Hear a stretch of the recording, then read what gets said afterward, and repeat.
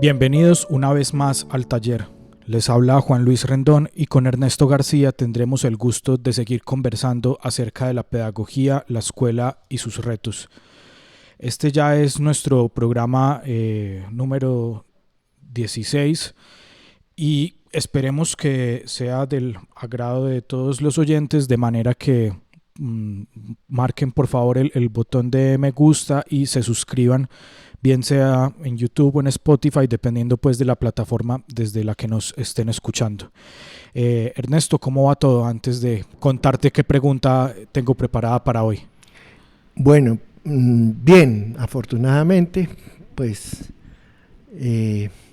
la vida sigue mostrando cosas interesantes. Solo quería hacer una pequeña anotación, que además de que esperemos que el programa sea de su agrado, es muy importante también para nosotros que sea de utilidad, no de utilidad exhaustiva, sino de incitación a seguir pensando. Sí, señor. De hecho, estaba yo escribiendo el texto para una campaña que le vamos a hacer de difusión a este espacio en la página del Gimnasio Internacional de Medellín, gym.edu.co, para que quienes quieran visitarla. Y pensaba justamente en eso, de que si bien, o sea, este no es un ejercicio de tributo teórico ni nada por el estilo, sino que lo que permite o lo que esperamos que permita este espacio es llevarle a nuestros oyentes 20-25 minutos de tiempo para reflexionar sobre cosas que que nosotros, los que estamos en entornos escolares, todo el tiempo nos machacan, pero regularmente no tenemos 25 minutos para detenernos a pensar. Y justamente la pregunta que tengo preparada para hoy, Ernesto, tiene que ver con una configuración de los equipos docentes y de las escuelas en general, que yo no sé si se justifica, si es más bien ya una tradición que debe superarse, pero uno ve que hay unas diferencias muy marcadas entre aquellos maestros que se dicen maestros de adolescentes y aquellos maestros que se dicen maestros de infancia. Y entonces quiero que hablemos si sí son tan distintos, si sí son maestros muy distintos, hasta el punto que en ciertas ocasiones parecieran ser oficios que van por caminos muy separados. Entonces, ¿en qué coinciden y qué separa a los maestros de infancia y a los maestros de adolescencia? Es, es profunda y es, en mi opinión, innegable. Las fronteras son profundas. No por casualidad el fundador del dispositivo escuela, que es Comenio, como ya lo hemos mencionado, distinguía 4 estadios, literalmente. El primero, él decía, es la escuela del común. No, perdón, la escuela maternal. Y era lo natural. La madre es ahí el centro. No, nunca él dijo la madre es la maestra. No, la madre tiene que ser maestra. Escuela maternal, y él lo ponía de 0 a 6 años. Eh, eso, pues, los límites temporales pueden ser muy diferentes, pero esa es una definición que la moderna psicología social y la antropología contemporánea han validado y revalidado. En ese estadio del desarrollo de los niños como individuos y del niño como rol dentro de las familias y dentro de la sociedad, en ese estadio lo que marca el pulso, el tempo y los alcances de eso que diríamos educación o formación es la construcción de la lengua, no del lenguaje, de la lengua y de la lengua materna en particular. Comenio, incluso visionario, ya decía las lenguas, pero no el latín. porque el latín es la escuela en ese entonces, es la lengua académica. Luego de los 6 años, dice Comenio, debe aparecer la escuela del común. ¿Qué quiere decir la escuela del común? El común es un concepto que hoy día está más o menos diluido, pero traduciéndolo a la terminología que nosotros hemos acuñado más que nadie, diríamos a la escuela de la comunidad local. En ese sentido es la escuela del barrio, literalmente. Y la tarea de la escuela del barrio es justamente iniciar, darle juego, literalmente, a la lengua académica, que nosotros en el siglo XXI, pero ya en el siglo XX habíamos dicho, la lengua académica es la lengua escrita, es lo que nosotros llamamos la disciplina de la razón. Pero eso es un lenguaje propiamente, otra vez, una lengua, una estructura de pensamiento, de significación, de argumentación, que es propio y específico, algunos dicen incluso excluyente de la vida académica. Y ese es el elemento organizador de eso que él llamaba la escuela del común, que es de los 7 años hasta los 12, que hasta hace poco llamábamos la escuela primaria, de primero a quinto. Ese era, ahora pues con las visiones más norteamericanas de que todo es un continuo, entonces se nos impuso, y en el mundo entero hoy día ya se habla de grado primero a grado 11º o hasta 12º, etcétera, como si fuera una continuidad, y eso ha creado indudablemente confusiones.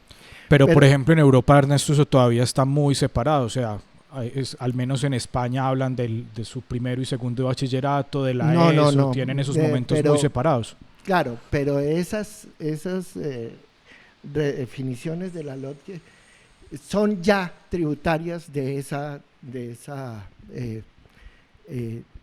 dilución de las fronteras. Pero, digamos, no es interesante aquí ver dónde sí y dónde no.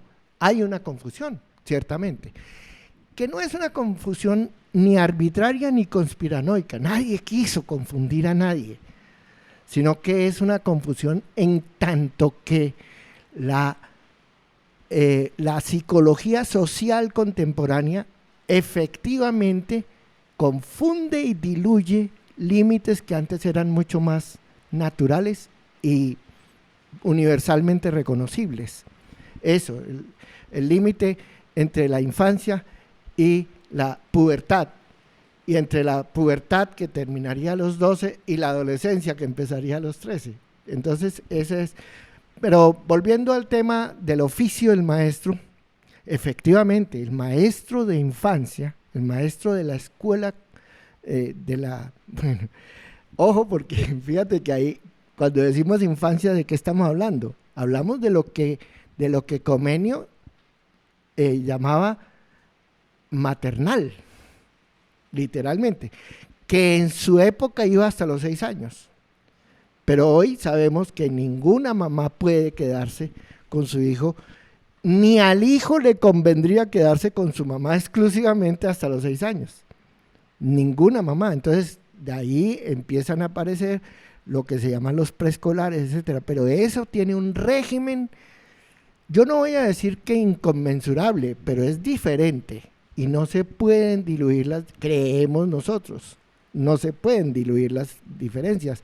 En el caso de la pedagogía libertaria, nosotros hemos acuñado el concepto de didáctica del juego,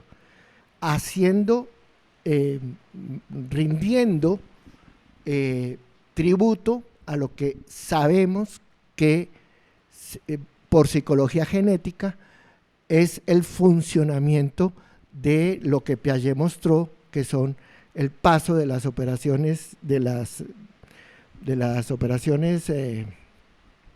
¿cómo es que lo llama él? La inteligencia sensorio-motriz, que va hasta los 2 años, luego vienen las reacciones circulares primarias, secundarias, etc. Luego las operaciones concretas, y a partir de los 12 años las operaciones abstractas. Nosotros no partimos de ahí. Cuando dijimos didáctica del juego, dijimos desde los 6 años hasta los 9, porque efectivamente, bueno, dijimos desde los 5 años hasta los 9, que es tercer grado, porque los hechos nos han mostrado, fuera de toda duda, que la pubertad en la actualidad empieza a los 10 años. Y tiene una coincidencia con los estudios de Piaget. Piaget enseña, pues, los estudios de Piaget, aunque Piaget mismo no, pero sí, los estudios piagetianos nos enseñaron muy tempranamente en el siglo XX que la conciencia moral solo aparece de manera natural, solo aparece a los 10 años. Pero uno dice, solo aparece mágicamente. Antes no hay, y cumples 10 y ya tienes conciencia moral. No una conciencia moral madura, por supuesto. Es lo que nosotros los maestros hemos llamado, yo no sé de dónde sacamos eso, pero lo que ocurre entre primero y tercero es lo que llamamos la interiorización de las normas. Un chico en cuarto ya tiene las normas interiorizadas. Que le regulen su conducta, eso es otro asunto, pero ya sabe cuándo está violando una regla. Antes de cuarto, no. Los niños no son responsables. Ese es el concepto de didáctica del juego, ¿sí? Sabemos que la tarea del maestro ahí es justamente conducir en la dialéctica del diario, del relacionamiento, crear y construir los lazos en los que cada cual va a desarrollar una conciencia del bien y el mal, que es lo que llamamos la conciencia moral. Y de ahí para adelante, hoy día, de cuarto a octavo, es toda vamos a decirlo, esta es la primera vez que lo digo en público, pues más allá de nuestro círculo inmediato de investigación. Es la etapa que hoy día, ¿qué se dirá? Sumamente, voy a decir, agitada, en el sentido de mar agitada, ¿cierto? No necesariamente turbulenta, pero terriblemente agitada, que es el estadio de la elección de identidad de género. Ernesto, pero apuntando a la pregunta de si es distinto el maestro de infancia al maestro de adolescencia, pues pareciera que en todo caso sí cuentan con una materia prima, con una greda muy, muy distinto, porque una cosa es decir que yo trabajo con sujetos hechos y derechos, que ya están que ya tienen, como hemos dicho los maestros durante tanto tiempo, la norma interiorizada, que si yo estoy, que yo no sé si se podría decir sujetos, pero digamos pues con sujetitos que aún no han interiorizado esa norma. Entonces son dos materias distintas. Refiero, sí, exactamente.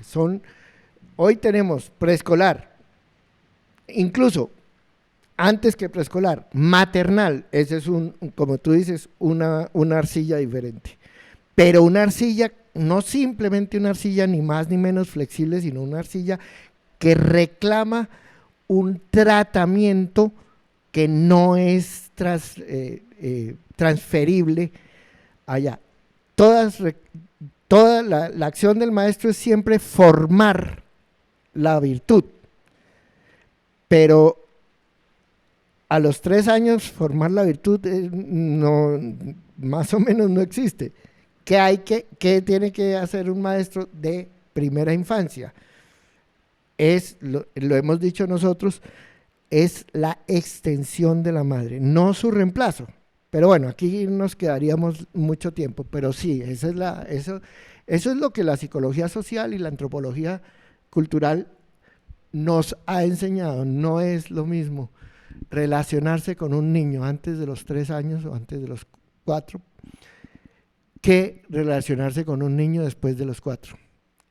Y así sucesivamente. Los límites etarios se adaptan, son muy flexibles en función de las condiciones concretas de la microcultura local. Y digo, la microcultura local no es ni siquiera decir la cultura de la estrella o de Bello, no, la microcultura de la cuadra, si a eso fuéramos, ¿sí? Pero hoy día, por ejemplo, la microcultura de las unidades residenciales. Pero entonces ahí me queda la pregunta, Ernesto, sobre entonces, ¿qué es lo común a todos los maestros, cierto? ¿Qué es lo que nos hace a todos maestros? Y también me pregunto si todo maestro profesional tendría que poder enfrentarse a todas las poblaciones probables. Déjame recurrir al ejemplo al que todos tenemos que acudir siempre cuando llegamos a estas Honduras. ¿Qué es lo que voy a decir así, qué es lo que define al médico? Su relación con lo saludable y con la salud y con todo ese cuento, la salud y la enfermedad, ¿cierto?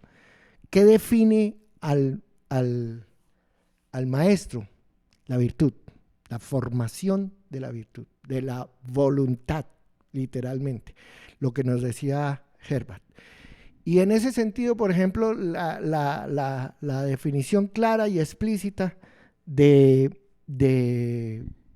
Dewey en su primer declaración de credo pedagógico es: toda educación se produce por la inserción del individuo, del niño, en la comunidad de pertenencia. Entonces, ¿qué tenemos todos los maestros en común? Nosotros tenemos la obligación de construir, modelar, desarrollar, cuidar las comunidades educativas que van a albergar el desarrollo de esos niños.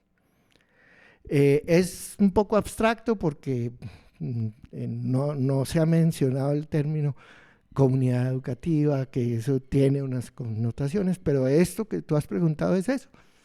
La comunidad educativa de un bebé de 3 y 4 años es estructuralmente muy distinta.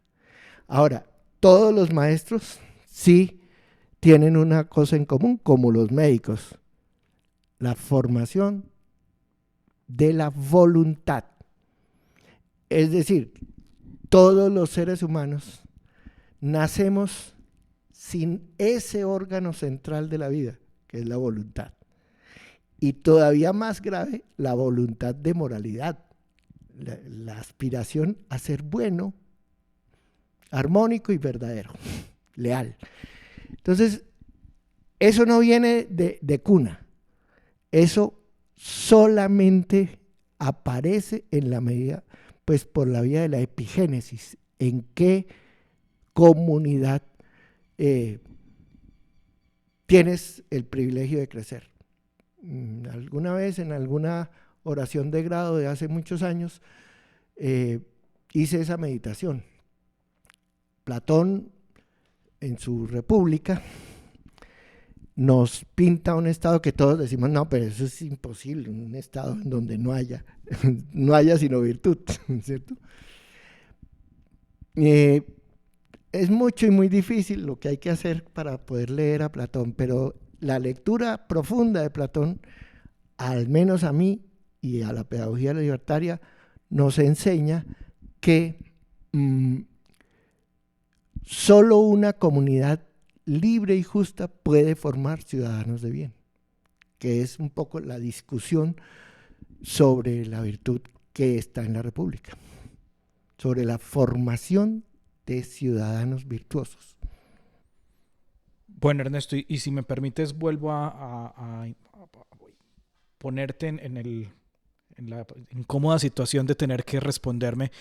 Entonces, el maestro que tiene eso en común, ¿cierto? A pesar de que existen estos momentos de la vida que reclaman un trato distinto en el contexto escolar, el maestro profesional, digamos, tendría que poder responder por el trato con cualquiera de esas edades, o esa especialización es correcta. Bueno, es como pedirle al cardiólogo que tenga que responder en el mismo nivel de destreza y de especificidad por un tumor cerebral, ¿cierto? Claro, en principio el médico no sé, bueno, no sé cómo es en el caso de los médicos, pero cuando tú pones un cartel, Facultad de Medicina, no estás poniendo un cartel de Facultad de Cardiología o de Neurología, ¿cierto? Eso viene después.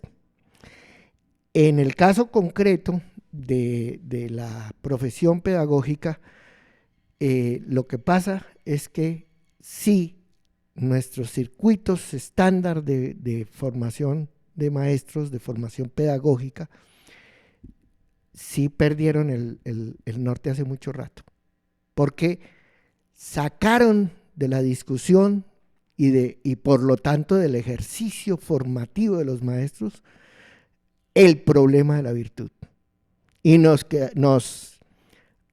recluyeron en el problema del aprendizaje, como si el aprendizaje fuera algo que pudiéramos nosotros desde afuera darle al chico, enseñarle al chico.